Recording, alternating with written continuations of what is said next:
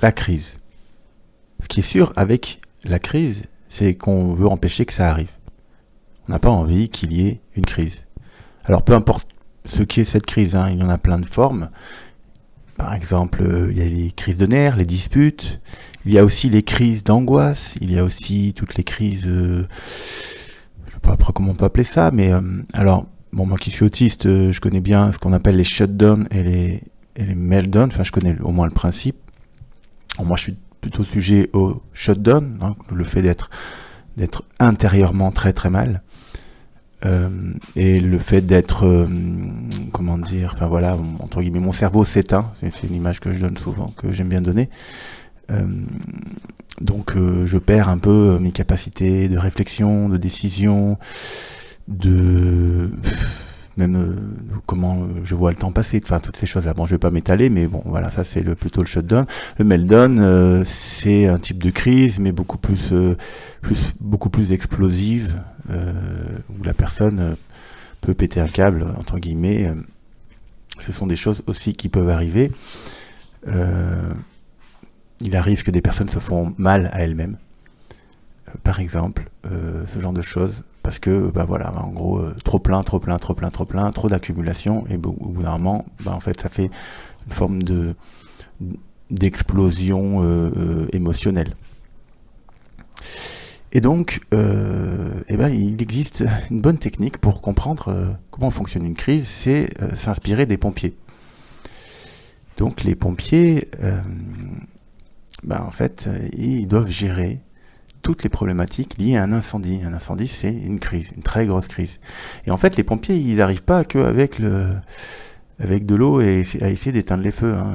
Ils anticipent. Par exemple, moi qui fais souvent des spectacles, il y a un pompier qui vient au moment où on fait les spectacles pour vérifier que tout est en ordre, qu'il fait de la sécurité incendie. Donc on va voir justement toutes les étapes. Alors moi, j'ai donc pris en compte 4 étapes. Je vais vous les donner tout de suite, et ensuite on verra dans le détail. Alors, empêcher l'embrasement, hein, c'est empêcher tout simplement qu'il y ait un feu qui se déclare tout court. Hein. Empêcher les dégâts, empêcher que le feu s'amplifie, que ça fasse vraiment... Enfin, avant qu'il y ait un incendie, peut-être qu'au début c'est juste un tout petit feu, hein, donc voilà, on va empêcher les dégâts. Ensuite, on va gérer l'incendie. Quand il y a un incendie, c'est trop tard. Ok, l'incendie il est là. Mais qu'on fait pour gérer au mieux et ensuite soigner. Ça va être les 4 étapes. On essaye de soigner les gens, les premiers soins, tout ça, ou alors après les urgences. Les pompiers travaillent aussi avec d'autres professionnels. Hein. Mais les pompiers savent aussi soigner. Enfin, ils savent gérer. Tous les premiers soins. Ce ne sont pas des docteurs, mais ils vont essayer de gérer aussi. Donc, voyons un peu dans l'ordre. Alors, premier point, empêcher l'embrasement. Alors, les pompiers, eux, ce qu'ils vont faire, moi j'ai pu l'observer, hein, ils vont faire gaffe à tous vos fils. Par exemple, si vous mettez des lumières, vous branchez des projecteurs, ça peut être dangereux, ils vont faire attention qu'il n'y ait pas des fils qui traînent, que si on se prend les pieds dans le fil, on fait tout tomber. Par exemple, dans une salle de spectacle, on va interdire qu'il y ait du feu. Hein, tout bêtement, s'il n'y a pas de feu, c'est plus difficile que ça s'allume. On va vous demander d'avoir des tissus inifugés, c'est-à-dire des tissus qui résistent au feu, enfin qui s'enflamment pas, quoi, tout simplement. Parce que c'est l'expérience qui va faire dire on a remarqué que quand on mettait des tissus, il suffit que le tissu prenne bien feu et puis vous avez tout un tissu, un gros tissu qui va prendre feu très très vite. Et puis par exemple, ça c'est pas les pompiers, mais depuis bien longtemps, tous les systèmes électriques ont des fusibles, toutes sortes de choses comme ça qui permettent au compteur de sauter, tout simplement, pour éviter que ça prenne feu, hein, parce que ça chauffe. Voilà. S'il y a un court-circuit ou quelque chose, ça chauffe et ça peut faire que le feu démarre. Donc nous, à quoi ça revient dans la gestion d'une crise ? Déjà, ça revient à comprendre quels sont les facteurs déclencheurs avant que ça se déclenche. Hein, alors une bonne technique pour ça, c'est le fait de tenir un journal. Et à chaque fois qu'il y a une crise, ou revenez dans votre tête sur les événements passés. Essayez au début factuellement. Partez pas d'abord sur des hypothèses, au début factuellement, en disant quand c'est dans telle circonstance ou telle circonstance, hein, il y a tendance à avoir des crises. Après, ça dépend quelle est votre problématique. Hein. Si vous êtes, vous savez que vous êtes très sensible émotionnellement, par exemple, que vous êtes très sensible émotionnellement, la question va se poser si vous êtes hypersensible, par exemple, qu'est-ce qui va déclencher vos émotions? Est-ce que vous avez remarqué que vous étiez plus sensible à telle chose ou telle chose? Si vous êtes autiste, ou même si vous ne le savez pas, hein, ou si vous posez des questions sur le sujet, après il y a aussi la question du diagnostic et des... moi par exemple j'avais travaillé avec une psychomotricienne pour essayer de savoir un peu plus précisément qu'est-ce qui déclenche un petit peu mes problèmes, quoi, mes problèmes de crise. Moi c'est très très très souvent sensoriel et j'en ai pas forcément conscience. Et pour ça, voilà, j'avoue que même avec la tenue d'un journal, ça aurait été une chose vraiment très très compliquée de le deviner par moi-même que c'était le sensoriel qui jouait. Parce que tout ne se fait pas forcément en direct. Enfin bon, c'est très complexe de faire tous les recoupements, surtout quand on est affecté sur plein de sens différents. Donc voilà, en tout cas, le premier truc, ça va être essayer de noter et d'être très clair qu'est-ce qui déclenche.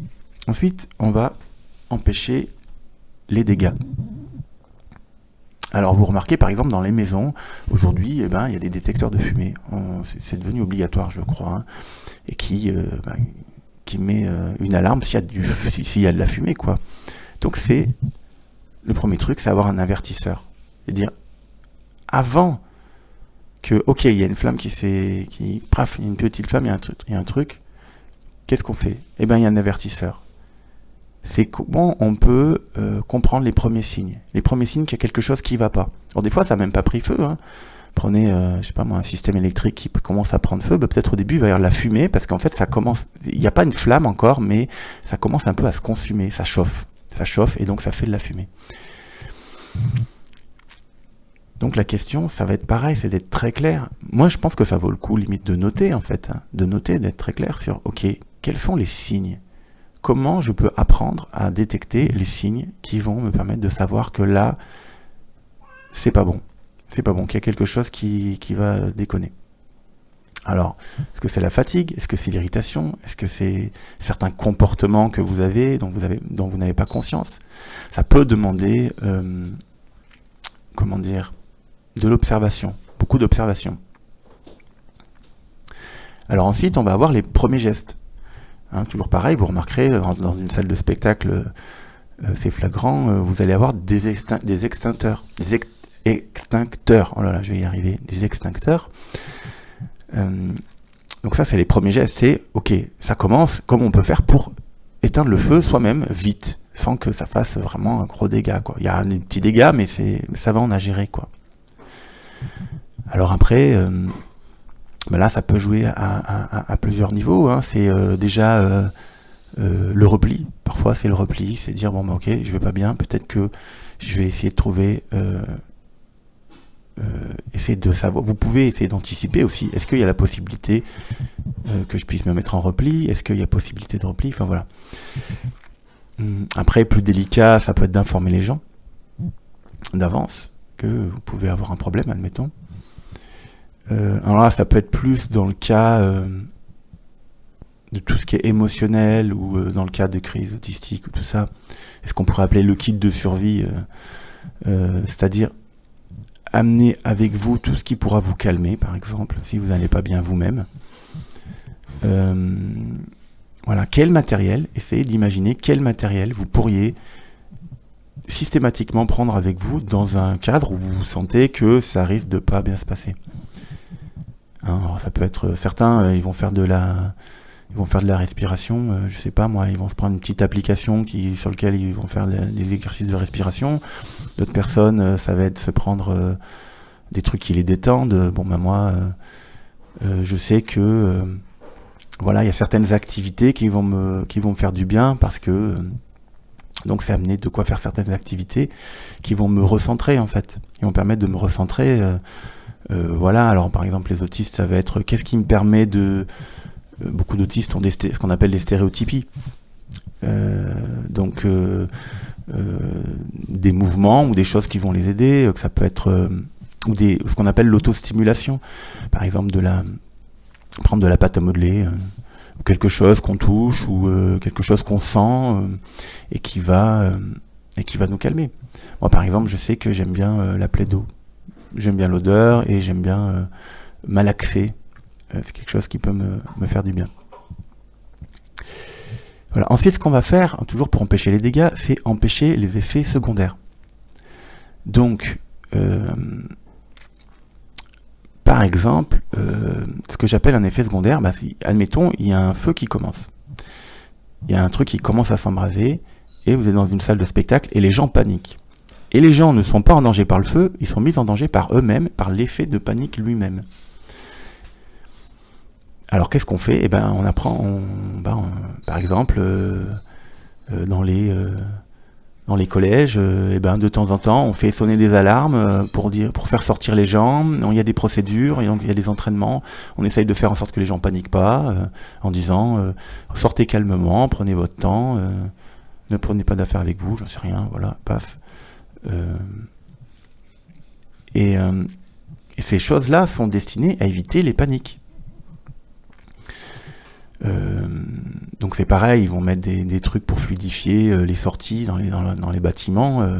Il y a des jauges par exemple, il y a des jauges pour éviter que les gens, pour éviter les problèmes d'empressement et ou le fait que les gens restent bloqués en fait, qu'ils n'arrivent plus à sortir.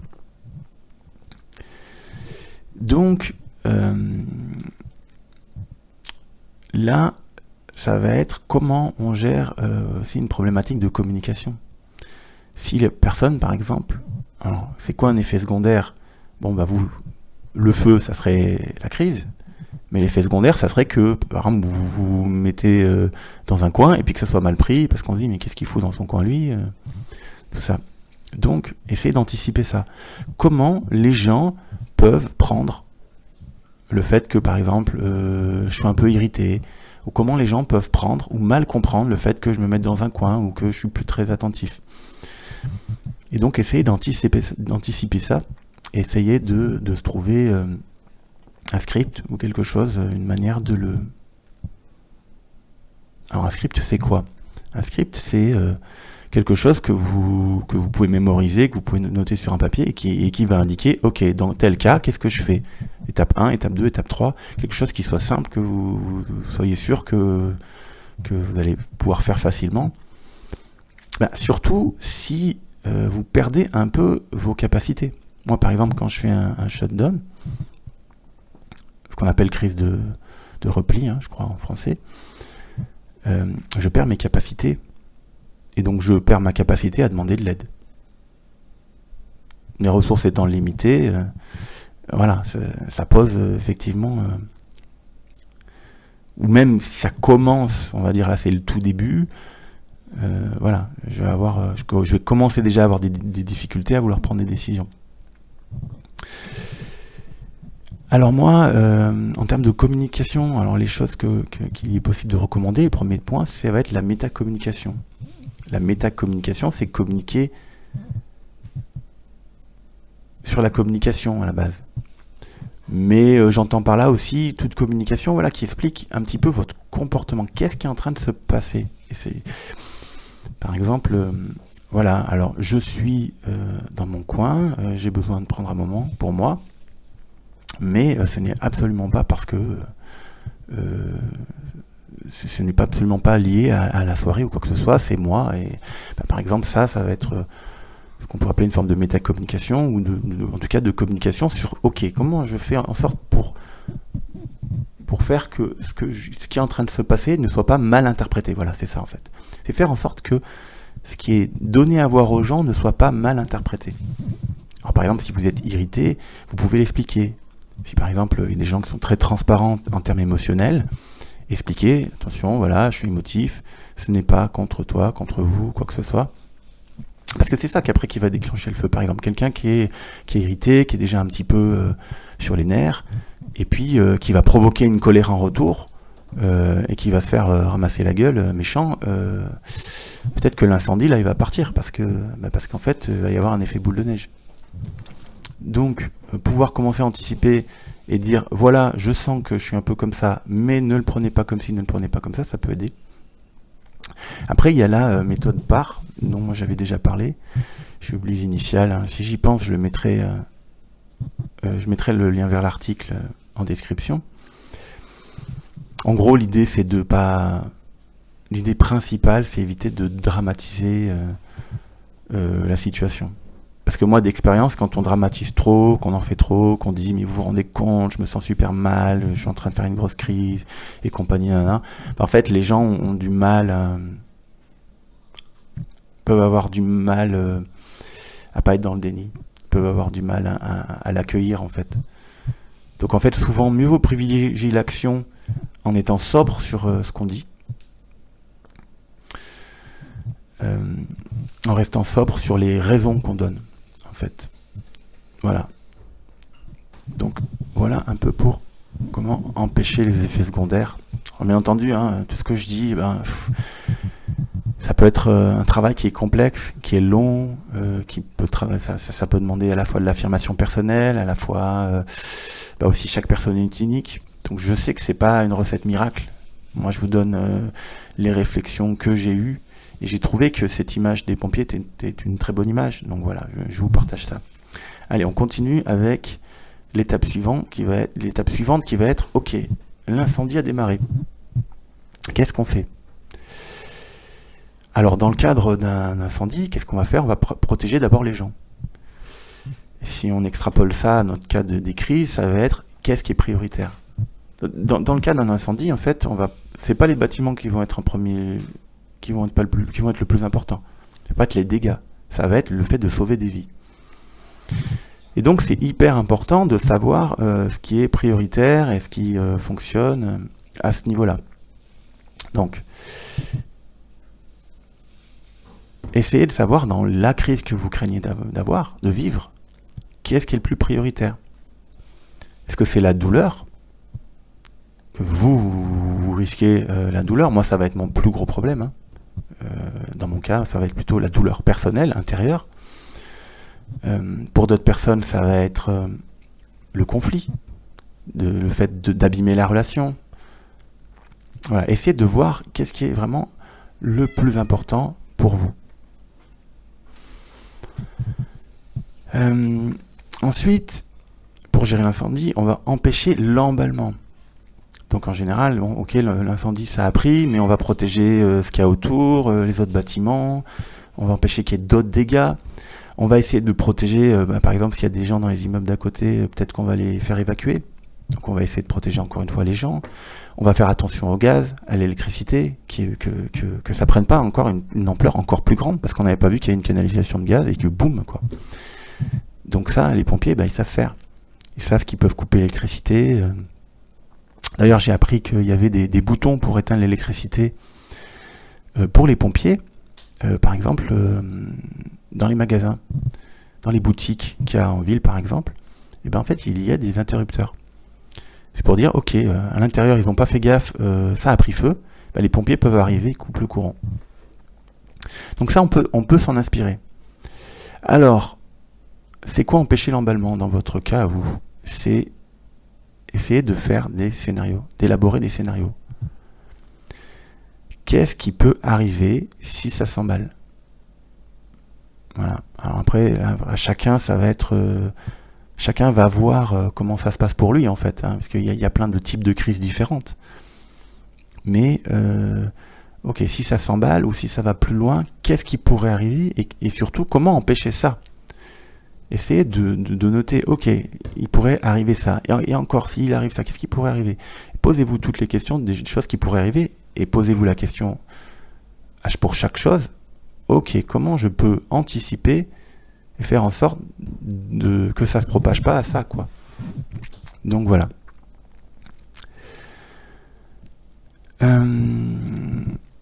Voilà, et ensuite, bien entendu, ce qui va permettre de gérer l'incendie, c'est la rapidité des pompiers, avec les pompiers, on essaye d'avoir des pompiers à proximité, en général ils se tiennent prêts à pouvoir intervenir rapidement, ils sont formés pour pouvoir être rapides.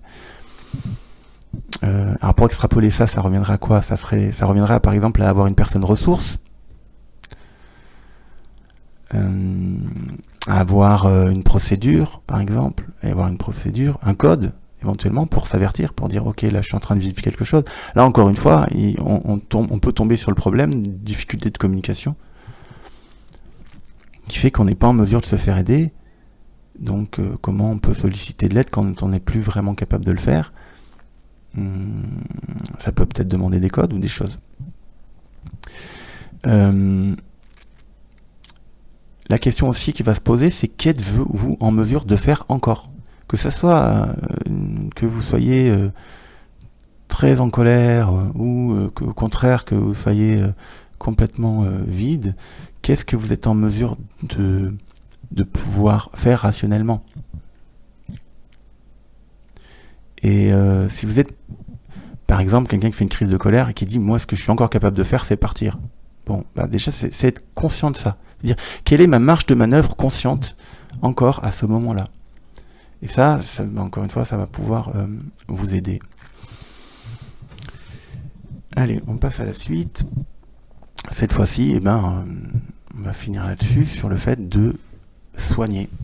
Parce que des fois, c'est trop tard. Par exemple, la colère a eu lieu, ça a fait des conflits. Comment on gère ça? Ou alors, je sais pas moi, vous vous êtes mis dans un coin, vous avez averti personne, et ensuite, parce que vous étiez très mal, les gens l'ont mal pris parce qu'ils n'ont pas compris pourquoi vous étiez comme ça, j'en sais rien. N'empêche que vous voulez gérer après coup, essayer de soigner et d'arranger les choses. Alors c'est pas hyper évident, hein, mais bon, on revient à la métacommunication, c'est-à-dire, que je disais tout à l'heure, c'est-à-dire essayer d'anticiper ce qui a pu être mal compris, et essayer de voir comment vous pouvez expliquer aux gens ce qu'ils ont pu mal comprendre. Ça demande d'essayer de comprendre effectivement ce qui s'est passé. Dire, ok, je pense que peut-être qu'ils ont compris ça. Peut-être qu'ils se sont dit, moi je m'en fous de vous, j'avais envie de jouer dans mon coin. Par exemple, parce que vous vous êtes mis ailleurs. Bon, si vous voyez qu'on vous fait la gueule, la question ça va être comment je peux expliquer ça après. Alors, j'y reviens aussi parce que c'est quelque chose sur lequel j'ai travaillé. Il y a aussi la communication non violente. Alors pareil, si j'y pense, je vous mettrai un lien. Je suis sûr de rien, mais je me connais, je suis trop tête en l'air. Mais si j'y pense, je mettrai un lien en description sur mon canevas de communication non violente. Donc ça me fait deux choses à mettre comme lien, il faut que j'y pense. Donc le canevas qui va vous donner les 4 choses auxquelles il faut penser. Donc, description des faits, qu'est-ce qui s'est passé, quelle est votre émotion, quel est votre sentiment, quels sont les sentiments, émotions, quels sont vos besoins qui sont derrière ça. Alors ça, c'est pas hyper évident, mais vous pouvez essayer quand même d'aller un petit peu plus profond que la surface, de dire ok, mais pourquoi au final, qu'est-ce que j'ai envie d'exprimer comme besoin moi personnel avec ça. Par exemple, vous voulez prendre soin de la relation, ça peut être un besoin, prendre soin de la relation. Et puis pour finir, faire une demande. La demande, ça peut être peux-tu me dire comment tu te sens? Voilà. Donc vous pouvez dire par exemple par rapport à la dernière fois, j'ai été dans mon coin et j'ai plus de nouvelles, j'ai l'impression que voilà, je suis pas un expert en CNV, mais bon, l'idée ça va être de dire par exemple tu m'as pas téléphoné depuis 3 semaines, donc ça me pose question, je suis un peu inquiet et je voudrais savoir si c'est en lien avec la dernière fois. Vous pouvez poser des éléments comme ça. Donc l'inquiétude, ça va être l'émotion, le sentiment. Le besoin, c'est j'aimerais bien prendre soin de la relation. Et puis la demande, comment tu te sens. Voilà. Et une fois que vous avez rempli ce canevas, vous pouvez, encore une fois, à l'image du script dont j'ai parlé tout à l'heure, vous pouvez essayer de conserver ça, de dire ok, si ça arrive, qu'est-ce que je peux faire et qu'est-ce que je peux garder comme ressource que je pourrais réutiliser. Et surtout, oui, un point important, ce canevas, vous n'allez pas l'exprimer tel quel. Ensuite, une fois que vous avez bien compris ce qu'il y a en vous, ben vous reformulez avec des mots naturels. Mais écrivez-le, comme ça vous entraîne, à la limite. Voilà, du coup, on arrive à la fin de ces réflexions, voilà, qui sont assez récentes pour moi. Ça ne veut pas dire que moi j'ai pu tester tout ce dont je parle. Certaines choses oui, certaines choses non. Ça dépend quoi. Mais voilà, après c'est le fruit de mes réflexions, c'est le fruit de certaines observations. Moi c'est quelque chose qui me suit depuis très longtemps, donc forcément j'ai été obligé d'y réfléchir pas mal. Et c'est vrai que ça m'est venu récemment cette idée des pompiers qui, eux, gèrent des crises, quoi. Ils gèrent des crises, c'est leur boulot, et ils vont trouver déjà des combines, des astuces, des choses qui marchent. Et je pense que des fois, on a tendance à être trop passif. On attend le dernier moment pour agir, on improvise sur le coup, tout ça. Les pompiers, ils sont obligés d'improviser à un moment donné. Ils sont obligés d'être dans l'action. Mais n'empêche qu'avant ça, il y a des choses qui sont quand même réfléchies. Tout ce que je vous ai dit, vous voyez bien que c'est quand même le fruit de très longues réflexions, sûrement sur les siècles. Je connais rien, mais j'imagine que ça a été des très longues réflexions, de choses qu'on a pu observer, des cas dramatiques et tragiques et traumatisants qu'on fait qu'on s'est dit mais plus jamais ça, quoi. On veut plus jamais ça. Et donc au fur et à mesure, ils ont donc avant que les choses deviennent catastrophiques, ça peut être intéressant de mettre en place des choses, et puis ne serait-ce que pour sa qualité de vie, pour mieux vivre sa propre vie, je pense que ça peut être extrêmement utile de poser des balises, en fait, de dire voilà, moi j'ai pas envie que ça m'arrive, j'ai pas envie de vivre dans telle situation, voilà.